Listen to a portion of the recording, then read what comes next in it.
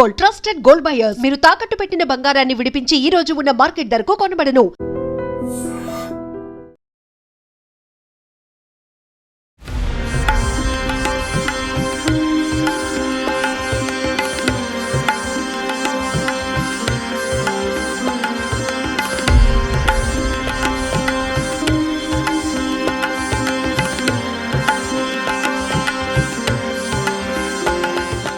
మేడారం హుండీల లెక్కింపుల్లో కోట్ల ఆదాయం వస్తోంది. ఇప్పటి వరకు 5 రోజుల పాటు హుండీల లెక్కింపు ప్రక్రియ పూర్తయిపోయింది.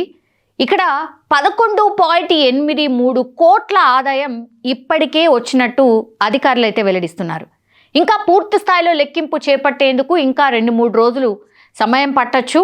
అండ్ హుండీలో 18 దేశాలకు చెందినటువంటి కరెన్సీ లభించినట్టు చెప్తూ ఉన్నారు. డబ్బుల లెక్కింపు పూర్తయిన తర్వాత బంగారం, వెండి, ఇతర ఆభరణాలను లెక్కించబోతున్నారు. అండ్ ఆసియాలోనే అతిపెద్ద గిరిజన జాతర అయినటువంటి మేడారం సమ్మక్క సారలమ్మ మహాజాతర ఇటీవల పూర్తయిన సంగతి మనందరికీ తెలిసిందే. దాదాపు 2.5 కోట్ల మంది భక్తులు వచ్చి అమ్మవార్లని దర్శించుకున్నట్టు తెలంగాణ సర్కారు కూడా వెల్లడించింది.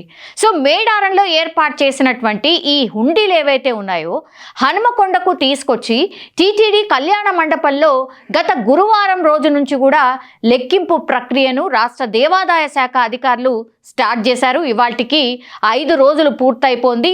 హుండీలను లెక్కించే పనిలో దేవాదాయ శాఖ సిబ్బంది కూడా తల మునుకలై ఉన్నారు. ఇక 5వ రోజు 163 హుండీలను లెక్కించిన అటువంటి అధికారులు ఇప్పటి వరకైతే ఆదాయం వివరాలను వెల్లడించిన పరిస్థితి. ఇవాళ ఒక్కరోజే 163 హుండీలను లెక్కిస్తే అందులో మొత్తం 1.12 కోట్ల ఆదాయం వచ్చింది. సో ఈ నేపథ్యంలోనే ఇప్పటి వరకు గత 5 రోజుల్లో మొత్తంగా కూడా 788 హుండీలను లెక్కించారు దేవాదాయ శాఖ అధికారులు. ఇందులో మొత్తంగా ఇప్పటి వరకు 11.83 కోట్ల ఆదాయం వచ్చింది. ఇందులో మన దేశ కరెన్సీతో పాటుగా విదేశాలకు చెందినటువంటి నోట్లు కూడా వస్తున్నాయని చెప్తున్నారు.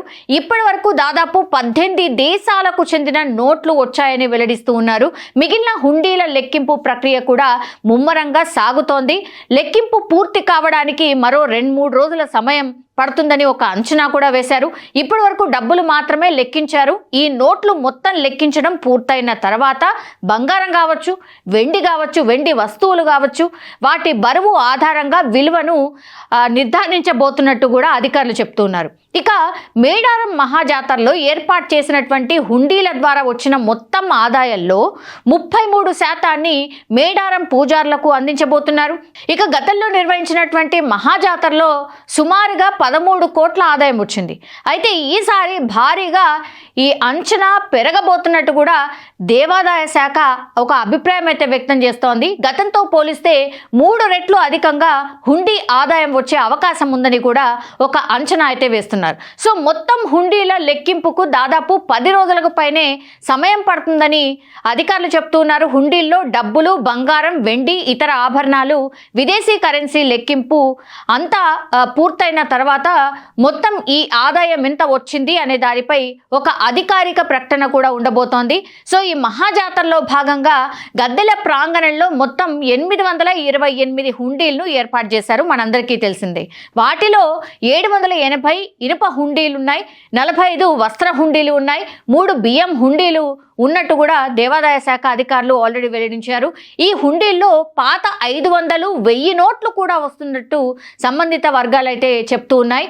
సో మరికొందరు భక్తులు పేపర్లు, నోట్లపై తమ కోరికలను రాసి కూడా వాటిని తీర్చాలంటూ సమ్మక్క సారలమ్మ గద్దెల దగ్గర ఈ హుండీల్లో వేసినట్టుగా కూడా అధికారులు చెప్తున్నటువంటి సిచ్యువేషన్ అయితే కనిపిస్తోంది. ఇంకా 2-3 రోజుల్లో ఈ పూర్తి ప్రక్రియ పూర్తయిన తర్వాత ఈసారి ఎంత ఎక్స్పెక్టేషన్ ఉంది అని అంటే 20 కోట్ల వరకు ఆదాయం వచ్చే అవకాశం ఉన్నట్టు అయితే అధికారులు అయితే భావిస్తున్నటువంటి పరిస్థితి. ప్రస్తుతం అయితే హుండీల లెక్కింపు కొనసాగుతోంది.